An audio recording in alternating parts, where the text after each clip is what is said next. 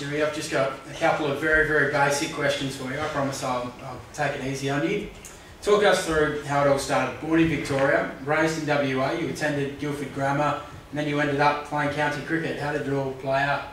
Yeah, I think we moved over from Victoria reasonably early to Western Australia, and that's where Dad got some work, so we were based here. Yeah, I did go to Guildford Grammar, played all my cricket there through the Darlow Cup, played juniors for Midland Guildford Career Club, and through connections with Alex Stewart, who played there for a number of years, I ended up going over to England, playing a bit of club cricket in Surrey, and then at the end of my first year over there, played a couple of second team games, which was about 2000.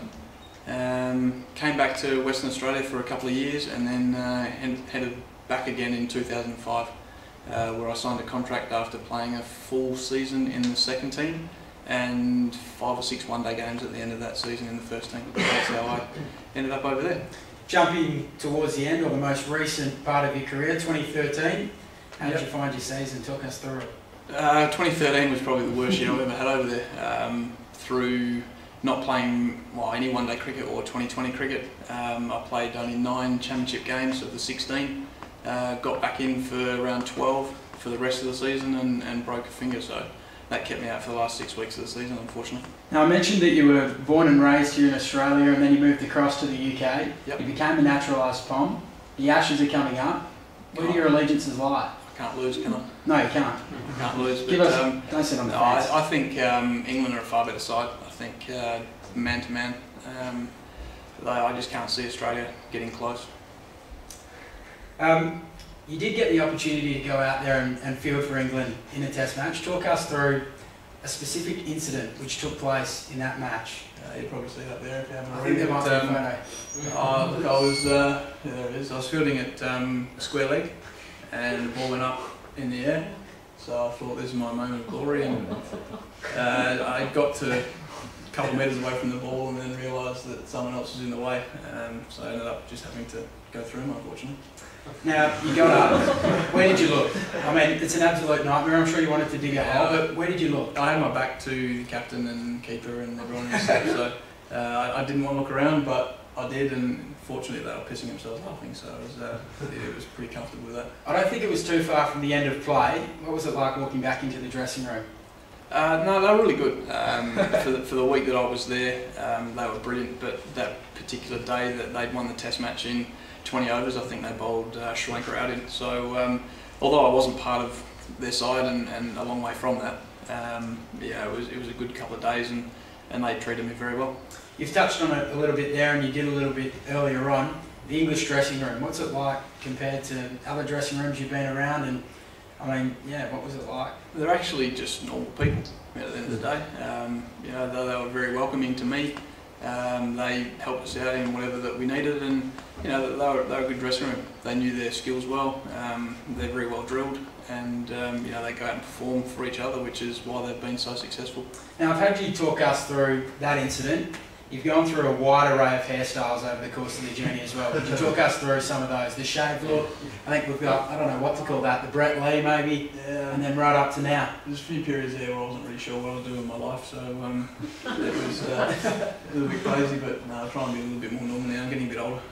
Now, you did obviously grow up here in Australia, and you played a little bit of football. I am told, and this is unconfirmed, that you were heavy when you were younger, and you've lost a few kegs since then and got yourself into some really good nick. Talk us through that period. Yeah, I think it was about 17, 18-year-old. I was up around 95, 96 kilos. Loved the. What are you now? About 85 now. So basically, you know, they put all the fat kids down the forward line or in the back line, and I was just fed up of being there.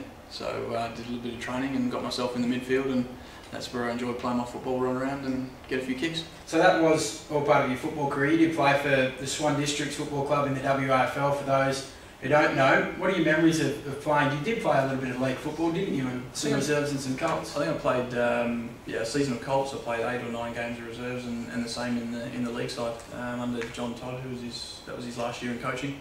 I enjoyed it. I was never hard enough to play football though. That's why I probably chose cricket in the end.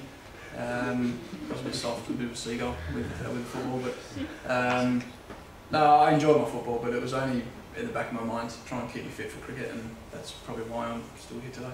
The fitness in cricket, that's obviously why we're all here tonight, BATEX, and evolving your fitness for batting and how it relates to obviously simulating being out in the middle. I mean, you've had the opportunity to have a go on BATEX. I mean, what did you make of it? I think it's brilliant in that one day hundreds are pretty hard to come by. Not too many guys get them, and I think the way that Loz has set it up to to teach guys how to score runs and what it takes to score 100. To keep your fitness involved as well. It's not easy, so I think he's done a brilliant job with that, and it's a great way of breaking down an innings. 5 first-class hundreds for you. I think we've got a picture of you bringing up your first of those. Yep.